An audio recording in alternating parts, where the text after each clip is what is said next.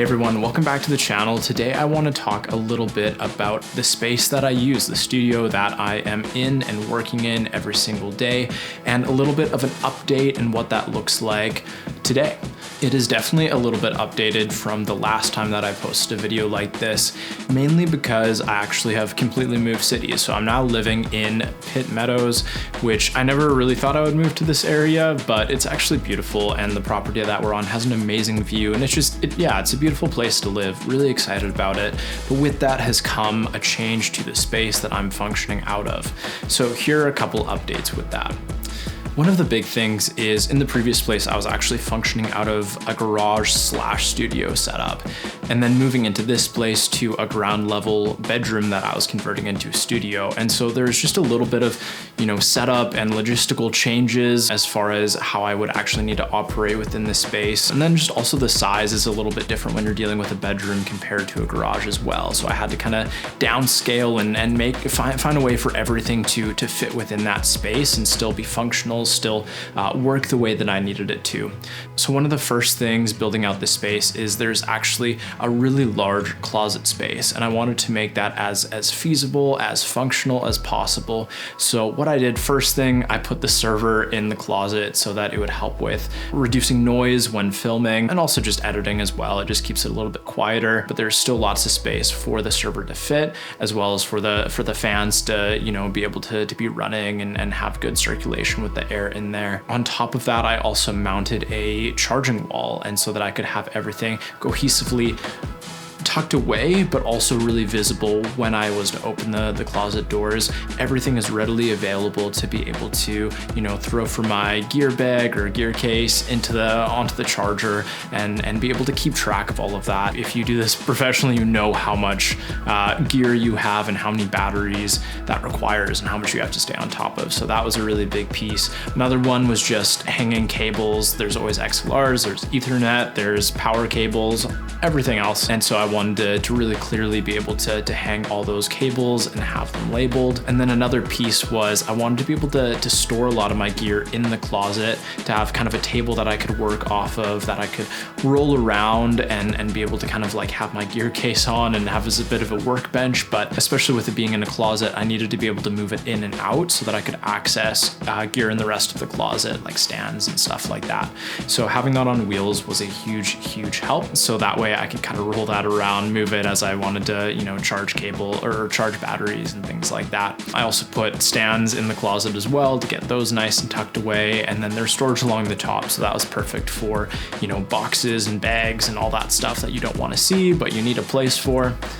Inside of the actual room itself, I have two different desk setups. So one of them is my workstation, and I just run my laptop, which is the M1 Max. I just have that docked, and I found that computer is more than enough for me to work off of. Even when I'm editing like 6K raw footage, it still holds up really well. And so it's perfect being able to actually, edit on site or be at different locations or, offload footage. It just is more practical and usable having a machine that can actually move with you. And so that's been a really huge help. And then just being able to dock it when I'm in the studio has been perfect. With that, I have the studio display, which is great. Being able to plug in all of my different accessories to it and then have that all connect to my laptop is beautiful. Having my monitors and my interface and speakers and all of that stuff hooked up is really convenient, and you just have like one power cable that you plug in and then it boots everything up is great. The other piece is I just have because it's a laptop, it doesn't have 10 gig Ethernet, it doesn't even have an Ethernet port, and so I have an Ethernet adapter that I'm able to get that data from the NAS and be able to edit off of that on my laptop. The second workstation I have set up for essentially editors when they come in. I have a couple guys that do some work for me, so sometimes it's nice for them to be able to come in and do work and collaborate on that. But in addition to that, I also have a setup where off of the NAS, everything is backed up to Dropbox on an unlimited plan. So literally all of our footage just gets pumped onto Dropbox. And so I'm able to do that with 1.5 gig connection or Ethernet. That helps when you're doing backups every single night. There's a lot of footage that we're having to pump onto the cloud there. And so having a fast connection definitely helps with that and makes it actually practically usable.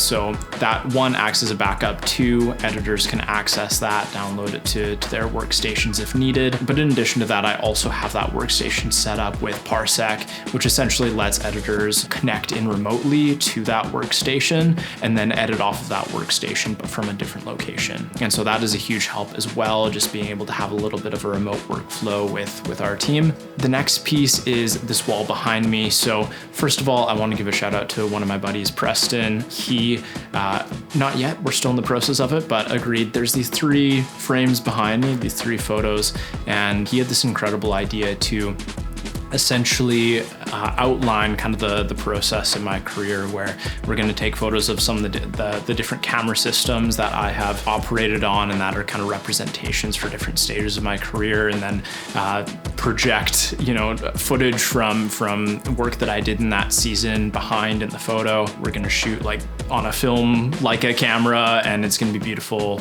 potentially black and white, which I'm really excited about. And so anyway, that's going to be really cool. That's a bit of a personal thing, just being able to see a representation for the work that you do and what you put your blood, sweat, and tears into, just tangibly kind of hung up on the wall where you get to see it and be reminded of that every day, I think is really special. But in addition to that, on this wall behind me, I have a backdrop kind of mount hooked up so that I can have different backdrops that I can bring down on top of the background that you see behind me, so I can have different colors and things like that, whether I'm shooting myself or shooting for clients or anything along those lines. Really, really useful, really helpful. And then on this wall beside me here, there is essentially, I just wanted something that could help me out when it comes to storage, but also look kind of pretty. One for when I take Zoom calls, it'll be behind me from my workstation. Two, it just helps with filming and having just another background to use. And so it's literally just an Amazon bookshelf, but it looked pretty nice, and just decorated that with some different plants and things like that, but interspersed that with gear and different things that I needed to store as well. And so that just helps having a little bit of extra storage. I also have a bin of sound blankets just readily available in the space. I made the choice to not put carpet down on the floor so that the office chairs, as well as stands that I have for lights and stuff like that, can just easily roll around and move really, really easily. But I still wanted to have decent sound in the space. So not only did I acoustically treat the space on the walls and things like that, but also having those sound blankets is great. Once I have a setup, I'll throw those down really quickly before I film, and it just helps the audio be a little bit more snappy, a little bit more clean. The last thing seems like a really small thing, but I found it's actually really huge, is just mounting a mirror in the space. I have it on one of the walls, and that just helps not only for myself when I film, but also when clients are in. It's really huge. People obviously want to look good on camera, want to check out what they look like before they film, and so having that readily available and having that really easy to access goes a really long way as well.